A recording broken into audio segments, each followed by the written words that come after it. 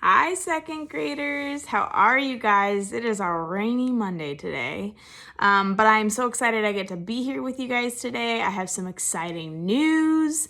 Our caterpillars are getting very big. I showed them to you last Friday, and I have them again, and they've like doubled in size. It's hard maybe for you to see, but look at how big they are now. They were so small and they've grown so much already. And we know that one of them is named Reese's because that's my choice. And then Cadence got back to me and she said she thinks one of them should be named Skittles. So Cadence, you named one. We have Reese's and we have Skittles so far. We have 3 more that need names. If you can think of a name, send me a message. And I had 5 people get back to me on where Penelope Peabody is. Also, I forgot to announce one person on Friday. Bella got our last clue correct. The clue about, what state was it in? I think it was in South Dakota. Bella got it correct, South Dakota. So the new clue this week for Penelope Peabody is I pulled over to ask for directions and a handsome farmer told me I was in the cowboy state, only a few miles from Cheyenne. As I drove onwards, I came across Yellowstone National Park. I have seen lots of moose and bears, but I'm still hoping to see a real cowboy. Yeehaw! I'm lost. What state am I in? So I wrote on the back. That's why it kind of looks like that. But there's our clue. And on the back, I wrote the names of the students who got back to me. Weston, you got it correct. Bella got it correct. Cadence and Bennett got it correct. And Adelaide got it correct. And she told me that her grandpa lives in this state, which is pretty cool. So those 5 have got it correct. You have today and tomorrow to get back to me. And then tomorrow, I'm going to tell you the answer of where Penelope Peabody is and give you a new clue. So that'll happen tomorrow. Today, I'm super excited. I was at Target and I passed by and there was a sign that said, buy 2 books, get 1 free. I could not resist. And I'm really excited about the books I got. The first one I got is the one I'm going to read to you guys today. And this one is called Sofia Valdez, Future Prez. So this is the same author who wrote Iggy Peck Architect. We have that one in class. Rosie Revere, that's the very first story they wrote. We have that one too. Rosie Revere Engineer, and then Add a Twist Scientist. We have all of those books in our classroom. I was super excited to see this one. So this is going to be the one I read to you. I'll show you the other books I got too. I think you'll be excited about these. I know I have these in our class library, but I don't know if I've read them to you before. But we have, this one's called Bruce's Big Storm. And this is kind of the series of stories he's written. Hotel Bruce was one of the books he wrote. And then Mother Bruce, which we have in our classroom too. So this one I'll read this week as well. And then the last one I think you're really excited about. We have, you guys love The Bad Seed. We have that one. And then you guys love this one, The Good Egg, which has been in our March Madness. And I found this one, The Cool Bean. So I'm excited to read this one to you guys too. Today though, I'm gonna read to you guys Sofia Valdez, Future Prez. This is written by Andrea Beatty and it's illustrated by David Roberts. Oh, it's brand new. It just feels so nice.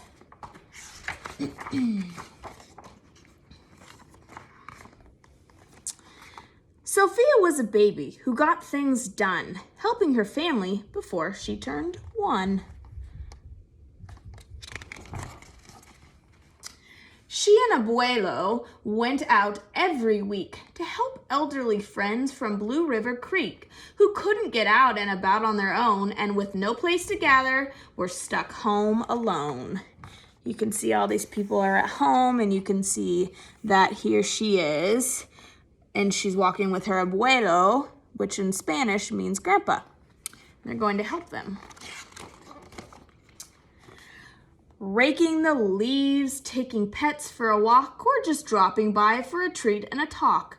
Sofia Valdez did as much as she could for her family and friends and her whole neighborhood.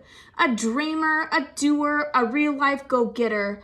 Most people like good, but Sofia liked better.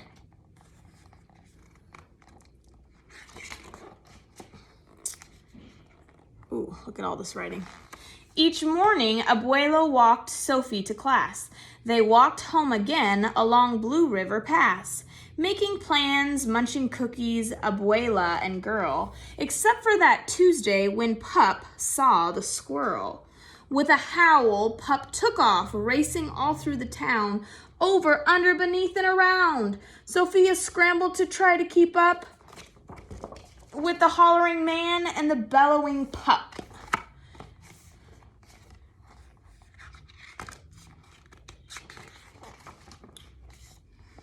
Up the squirrel ran to the top of a hill made of leftover junk from the local landfill.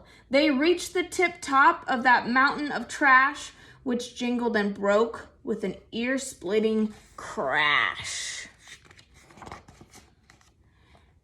Down they all tumbled and hit with a thud on a moldy old pumpkin surrounded by mud. Ouch, cried Abuelo. He struggled to stand. A dangerous mess, he said, grasping her hand. Looks like he got hurt. The next day, Sofia walked to school solo.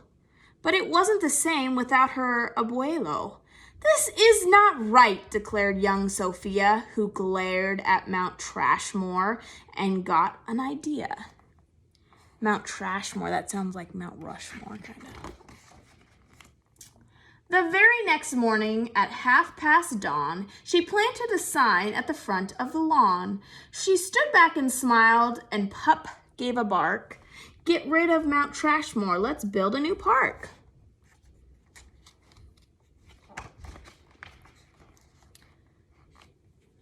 Each of her neighbors had something to say about benches and fountains and places to play, meeting spots, gardens, a basket for bees, a rubber duck pond, and a kiosk for cheese.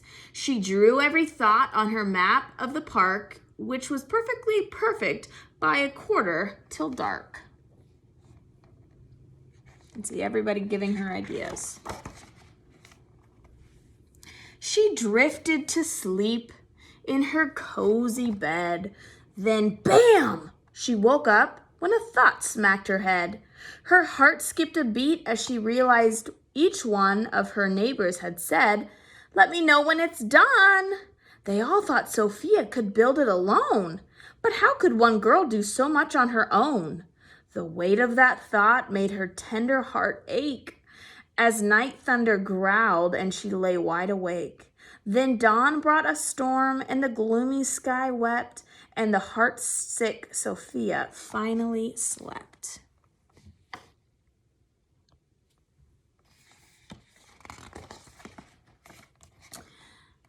Ooh, there's the picture. Abuelo baked cookies when Sofia got up. He gave her a bag full and sneaked one to Pup. He blinked back a tear as he hugged his Sofia. For courage, he whispered, "Te amo, mi vida." Sofia's knees wobbled. She felt weak inside. She looked at his ankle and quite nearly cried. Though she didn't feel brave or courageous at all, Sofia Valdez went to face City Hall. There she is walking up the stairs.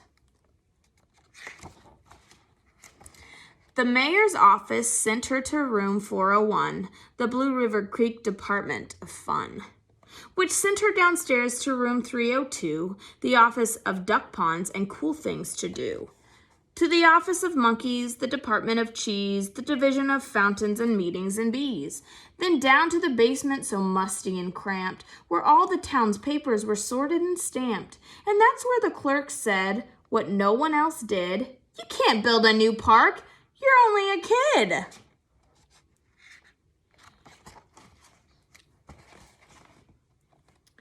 The words smacked Sofia deep in her heart. Her plan was kiboshed before it could start.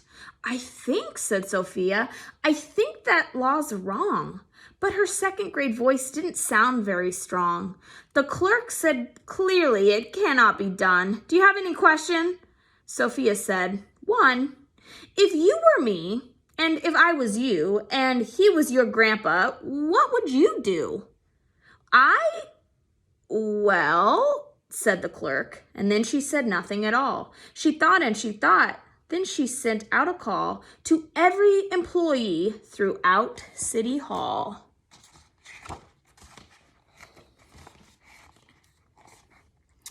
The entire government of Blue River Creek crammed into the office to hear Sophie speak, but her words jumbled up and her cheeks turned bright red as a dozen emotions rushed into her head.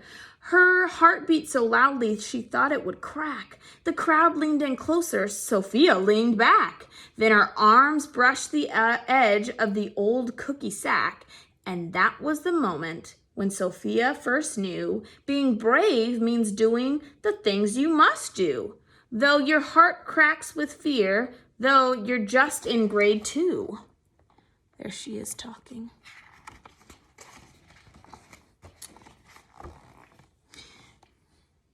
She took a deep breath, looked the mayor in the eye, and though her knees wobbled, she held her head high. Sofia started talking. She spelled out her plan and why it all mattered and how it began. And once she got rolling, she had lots to say about meeting spots, monkeys, and places to play, and other ideas for things they could do to help the town elders and other folks too. She had thoughts on the library, thoughts on the zoo, and perhaps a way to combine the two. And "All right," cried the mayor. "Go start a petition. If the town wants a new park, we'll form a commission." And so young Sofia got right to work with some help from her family and pup and the clerk. Then others joined in, not all, but a few, like Miss Lila Greer and the kids in grade 2. There's Add a Twist Scientist. I think that's Iggy Peck. Oh, there's Rosie Revere. I think that's Iggy Peck Architect. I think that's Add a Twist brother. Oh, there's Iggy Peck Architect right there. There were hearings and surveys and taxes to figure, then bulldozers, cranes, and a blue bigger digger. They all built that park. That's how it got done, with the hard work of by and for everyone. But it began with the dream of one person, just one, who laced up her shoes and then led the way to help Blue River Creek get a new place to play. Now, every evening till long after dark, the town comes together at Citizens Park. They all hold this truth to be self-evident, that Sofia Valdez could grow up to be president. Until then, Sofia, the real go-getter, helps Blue River Creek get better and better. The end. Oh, I love that story. Here's all the different stories that this author's written, and we've read Add a Twist Scientist, Rosie Revere, Iggy Peck Architect, and then these are the other ones she's written that I've not read yet. All right, I like that one a lot. Guys, I hope you have a great night. I hope that you have some time to hang out with your family, and I will see you guys tomorrow. Bye, guys.